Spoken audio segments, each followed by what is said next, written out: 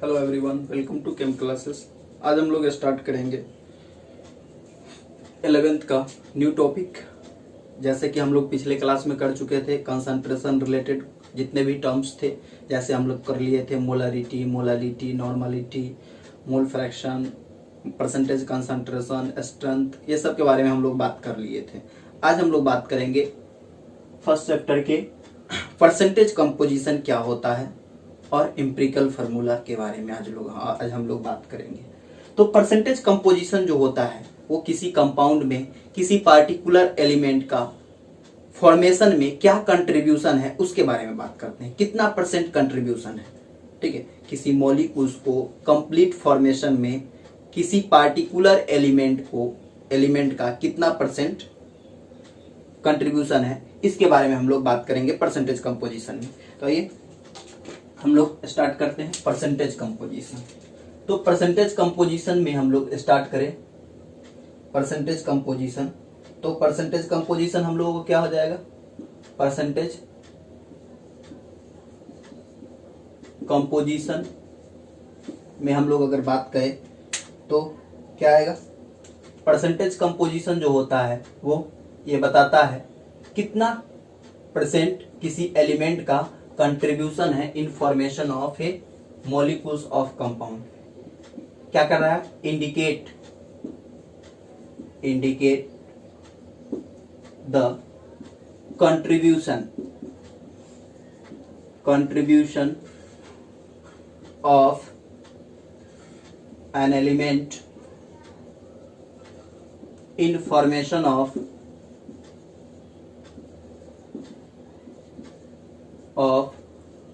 molecules of a given compound। किसी compound के दिया गया कंपाउंड में किसी पार्टिकुलर एलिमेंट का फॉर्मेशन में क्या कंट्रीब्यूशन है उसके बारे में बताता है। और परसेंटेज कंपोजिशन जो होगा, परसेंटेज कंपोजिशन वो इक्वल्स होता है क्या, तो परसेंटेज कंपोजिशन हम लोगों को अब टोटल अमाउंट क्या हो जाएगा, total amount of that element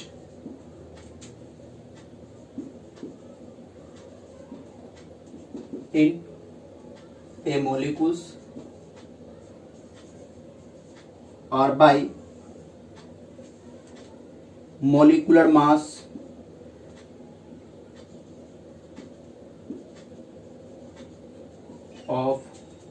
mass of compound into 100। इसी फार्मूला को और अगर इलेबरेट करना चाहें तो और इलेबरेट कर सकते हैं। कैसे, तो ऐसा भी लिख सकते हैं इसी फार्मूला को, परसेंटेज कंपोजिशन इक्वल्स टू, अब देखिए total amount given molecules given element का उस मॉलिक्यूल्स में क्या होगा, तो नंबर ऑफ एटम इनटू उस एलिमेंट का atomic mass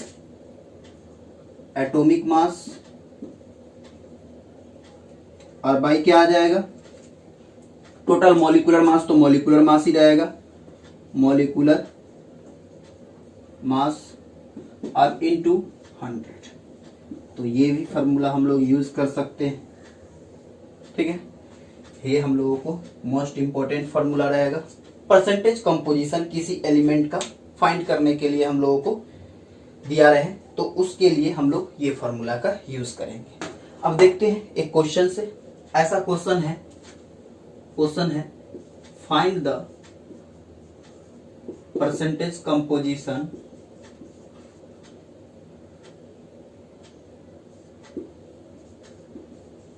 of each element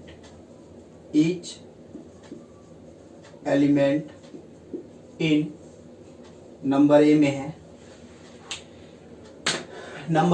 हम लोगों को फाइंड करना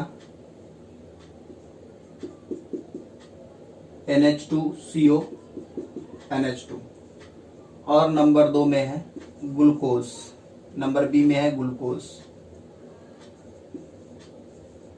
अब ग्लूकोज का फॉर्मूला होता है C6H12O6। अब हम लोग इसके हेल्प से प्रत्येक एलिमेंट का परसेंटेज कंपोजिशन हम लोगों को फाइंड करना है। अब परसेंटेज कंपोजिशन फाइंड करने के लिए हम लोगों को फॉर्मूला ये है। तो अब इसका परसेंटेज कंपोजिशन कैसे फाइंड करेंगे इसके बारे में बात करते हैं। कैसा क्या क्या हम लोग स्टेप लेंगे। तो सबसे पहले परसेंटेज कंपोजिशन किसी भी एलिमेंट का हम लोगों को किसी कंपाउंड में अगर पता करना है तो इसके लिए प्रत्येक में हम लोगों को नंबर ऑफ एटम कैलकुलेट करना पड़ेगा, कितना नंबर ऑफ एटम है उस एलिमेंट का, और दूसरा हम लोगों को उसका एटॉमिक मास पता होना चाहिए।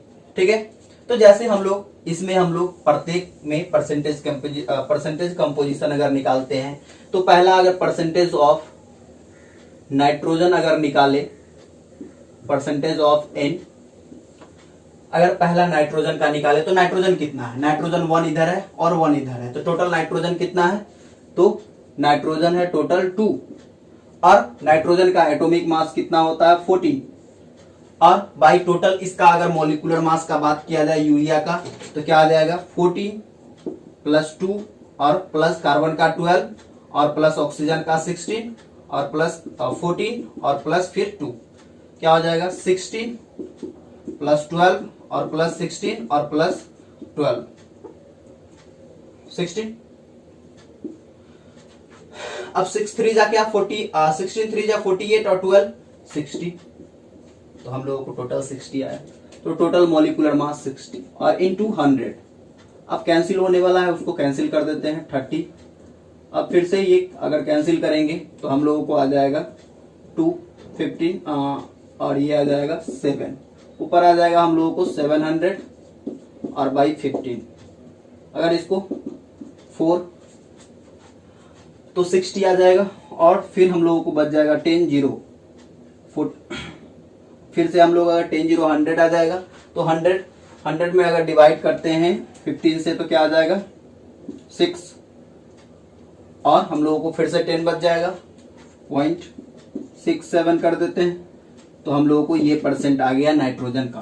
फिर परसेंटेज ऑफ हाइड्रोजन निकालते हैं H, तो H कितने हैं 2 और 2 4, तो 4 इंटू 1, और बाई हम लोगों को है टोटल 60 और इंटू 100, तो अगर इसको कैंसिल करते हैं तो हम लोगों को आ जाता है 15, और इसको कैंसिल करेंगे तो 6.67 आ जाता है परसेंट।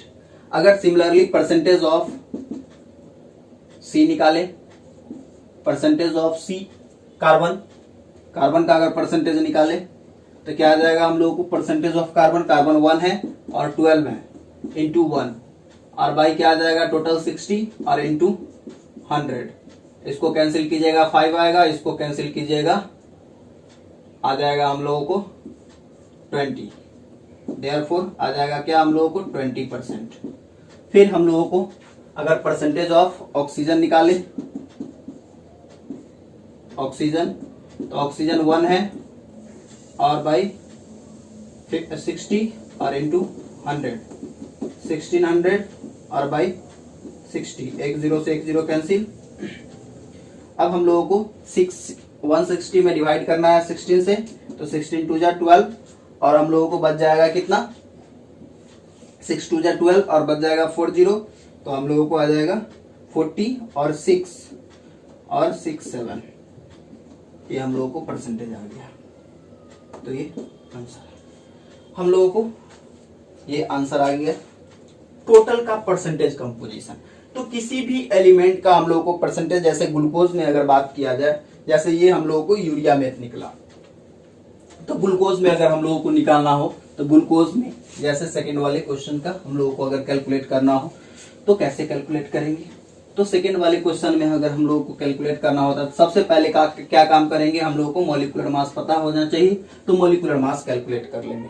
तो मॉलिक्यूलर मास अगर कैलकुलेट करते हैं तो हम लोगों को क्या आ जाएगा, इसका अगर मॉलिक्यूलर मास कैलकुलेट करते हैं तो 12 इंटू 6 और प्लस 1 इंटू 12 और प्लस 16 इंटू 6, अगर इसको ऐड करते हैं 72 और प्लस 12 और प्लस 96,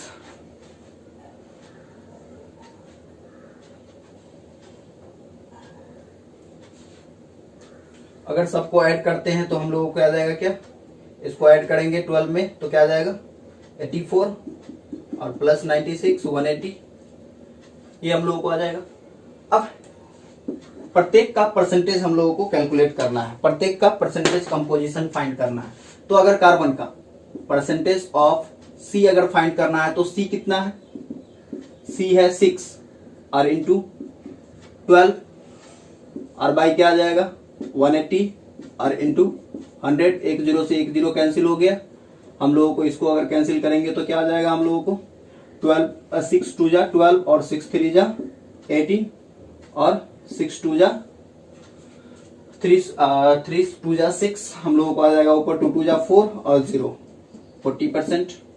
अगर हम लोग परसेंटेज ऑफ H निकाले तो क्या आ जाएगा हम लोगों को, टोटल हाइड्रोजन है 12 और इंटू 1 और बाई हम लोगों को आ जाएगा 180 और इंटू 100, एक जीरो से एक जीरो कैंसिल हो जाएगा और 12 2 जा 6 2 जा 12 और 6 3 जा ऊपर आ जाएगा 20 और बाई आ जाएगा हम लोगों को क्या 3, मतलब क्या 6.67।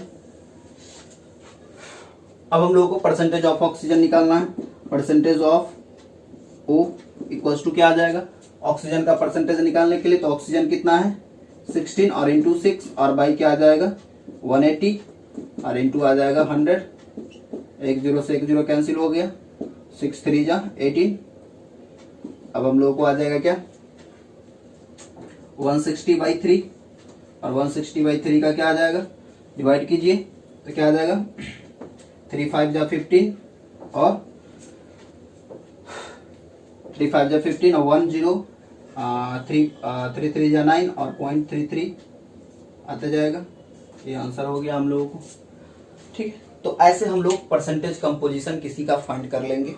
ठीक है, एक क्वेश्चन डिफरेंट टाइप का देगा और कहेगा उस कंपाउंड में परसेंटेज कंपोजिशन फाइंड करने के लिए कैसे कीजिएगा। तो एक क्वेश्चन है,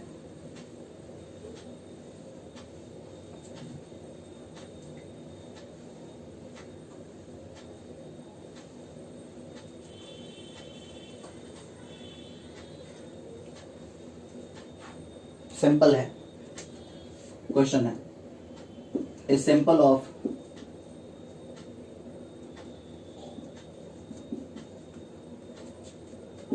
4.24 mg of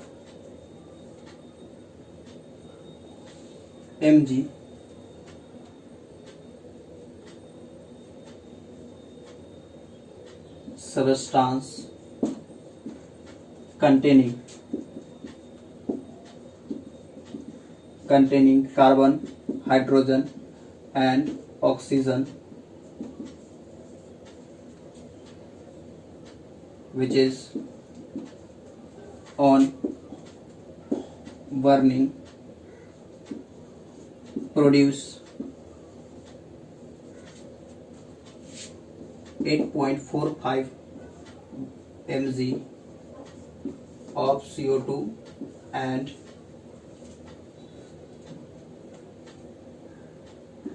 3.46 mg of H2O. Find the percentage composition.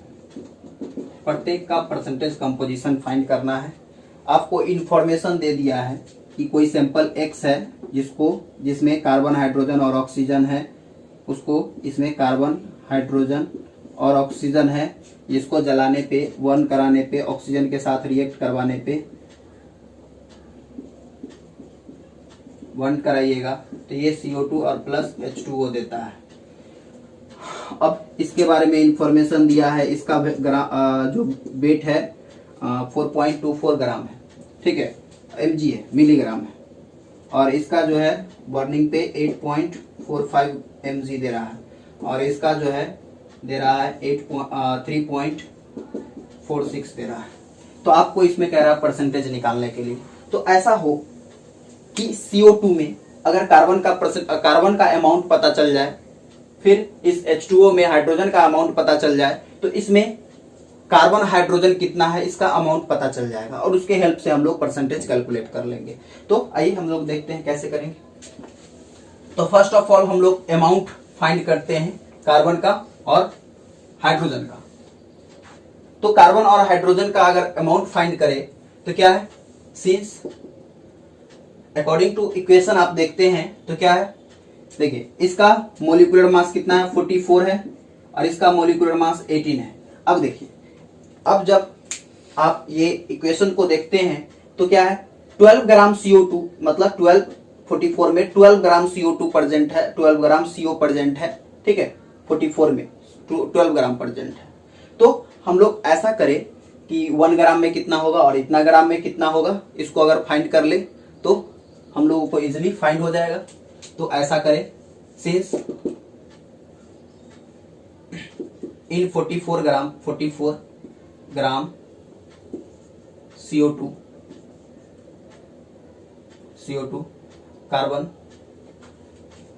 Carbon is 12 gram,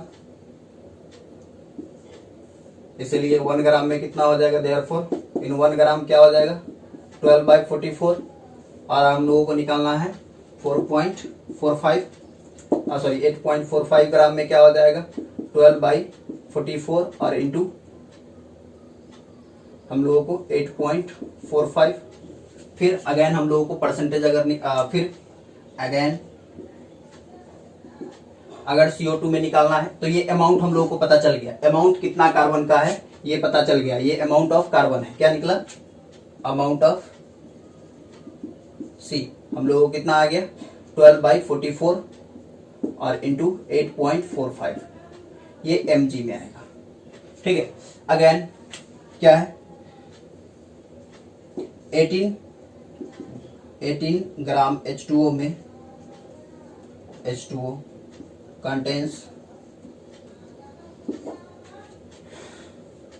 2 gram of H, 1 ग्राम में होगा 2/18 और 3.46 ग्राम में होगा 2/18 इंटू 3.46 mg होगा।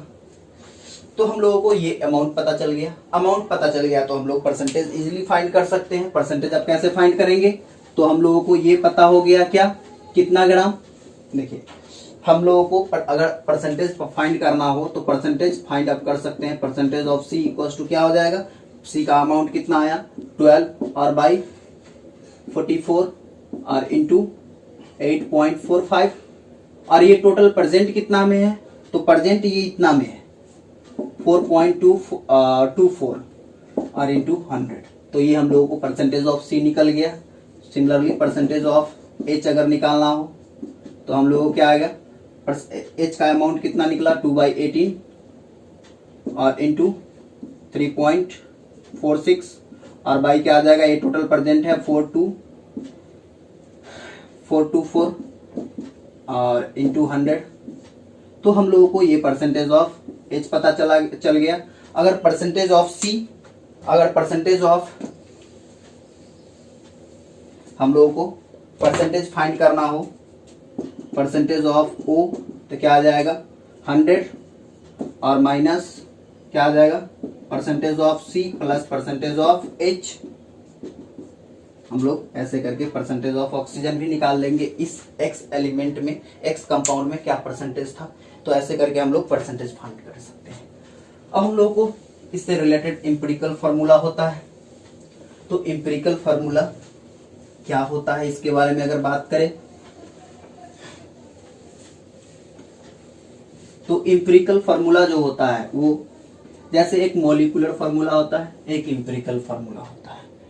तो क्या होता है मॉलिक्यूलर फार्मूला,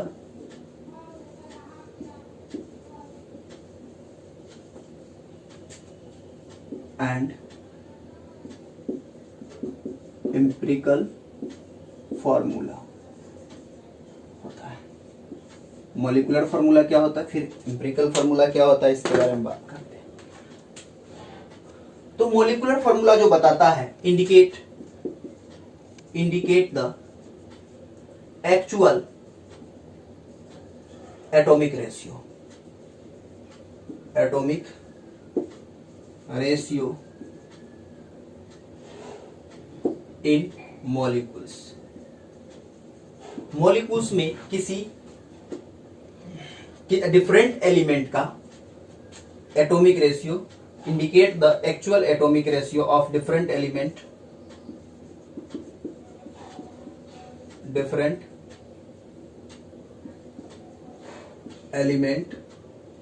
इन मॉलिक्यूल्स। और ये बताता है simplest atomic ratio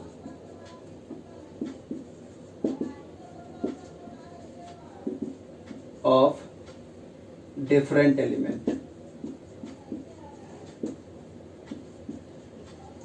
different element का सिंपलेस्ट एटॉमिक रेशियो क्या है, इसके बारे में बताता है। जैसे एग्जाम्पल में दिया हुआ है, जैसे H2O। तो H2O का सिंपलेस्ट इसमें एक्चुअल एटॉमिक रेशियो क्या है, 2:1 एटॉमिक रेशियो।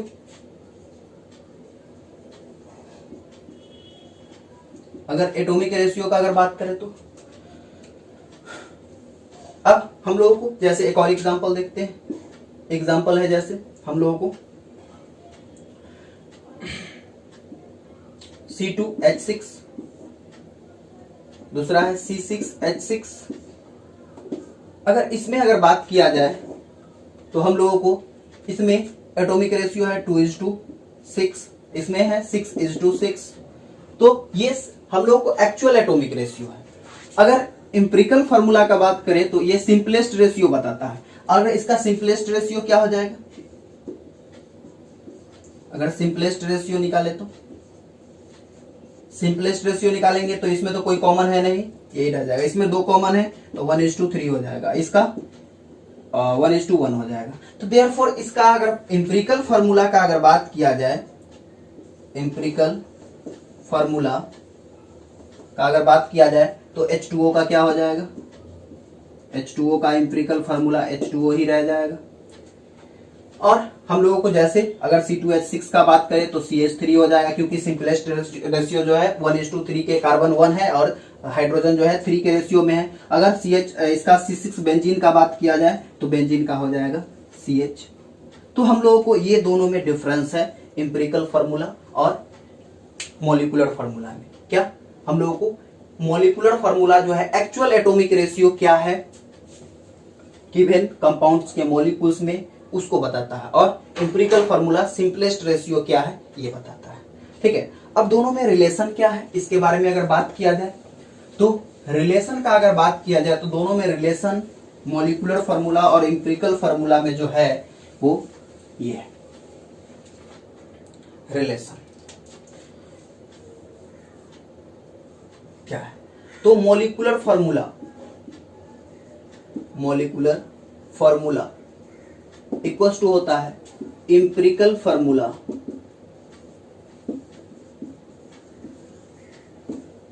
और सफिक्स में n डालते हैं।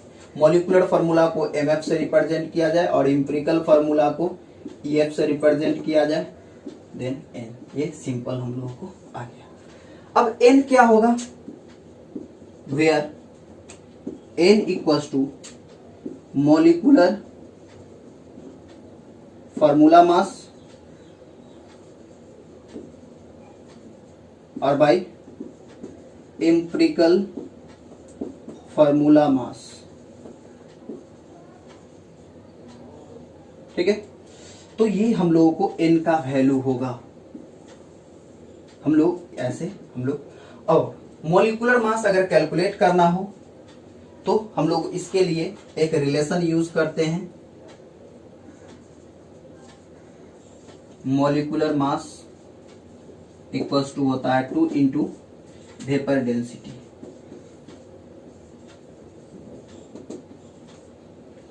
एक ये भी हम लोगों को ध्यान में रखना पड़ेगा। अब हम लोग तो इंपेरिकल फार्मूला किसी का हम लोग कैलकुलेट कर सकते हैं। ठीक है, तो ये हम लोगों को रिलेशन था इंपेरिकल फार्मूला, मॉलिक्यूलर फार्मूला और मॉलिक्यूलर मास और वेपर डेंसिटी में हम लोगों को ये रिलेशन था। अब हम लोग इसकी हेल्प से इंपेरिकल फार्मूला कैसे कैलकुलेट करेंगे हम लोग वो देखते हैं। तो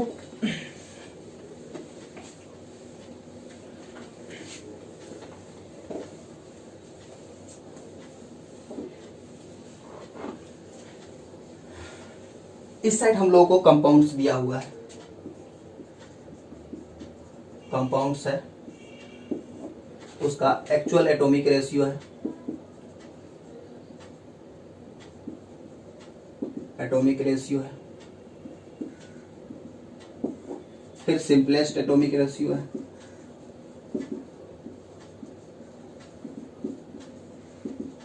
और उसका एम्पिरिकल फार्मूला है।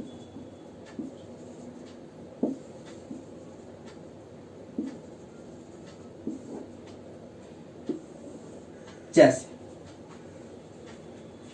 पहला यूज करते हैं C2H4, C3H6,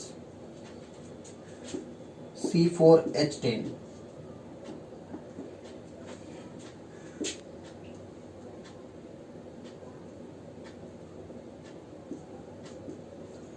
Na2CO3,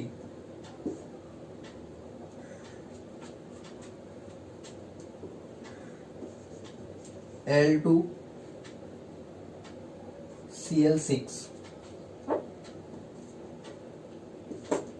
B2H6। सबका हम लोगों को क्या निकालना है, मॉलिक्यूलर फार्मूला, एम्पिरिकल फार्मूला, और हम लोगों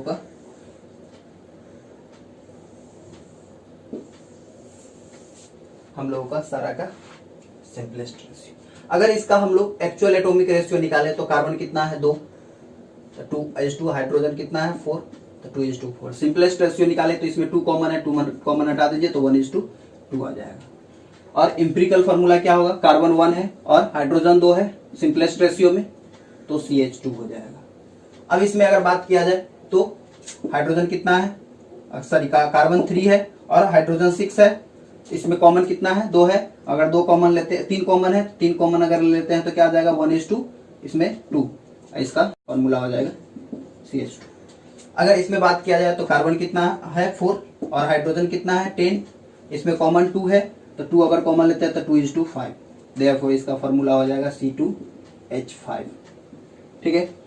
अब हम लोगों को Na2CO3 है, इसमें सोडियम कितना है 2:2, कार्बन कितना है 1:2 और 3 ये है, तो हम लोगों को इसका सिंपलेस्ट रेशियो पॉसिबल नहीं है, तो सिंपलेस्ट रेशियो भी वही आ जाएगा 2:1:3। देयरफॉर हम लोगों को इसका एम्पिरिकल फार्मूला सेम रह जाएगा Na2CO3। Al2 क्या है, Al2 है और Cl6 है, तो 6, तो अगर इसको कॉमन लेते हैं तो 1:3 आ जाएगा, देयरफॉर इसका एम्पिरिकल फार्मूला AlCl3 आ जाएगा। अब B2H6 का बात किया जाए तो इसमें 2 और 6 का रेशियो है, सिंपलेस्ट निकालेंगे तो 1:3 आ जाएगा, देयरफॉर BH3 इसका एम्पिरिकल फार्मूला आ जाएगा। तो हम लोग ऐसे एम्पिरिकल फार्मूला का कैलकुलेशन करेंगे। तो ये था हम लोग empirical formula and molecular formula का क्या रिलेशन है। अब हम लोगों को कुछ ऐसा कंपाउंड्स आएगा जिसमें हम लोगों को परसेंटेज कंपोजिशन से एम्पिरिकल फार्मूला कैसे कैलकुलेट करेंगे इसके बारे में बात करेंगे। Percentage composition, empirical formula from percentage composition. तो हम लोगों को पॉइंट है कैलकुलेशन ऑफ एम्पिरिकल फार्मूला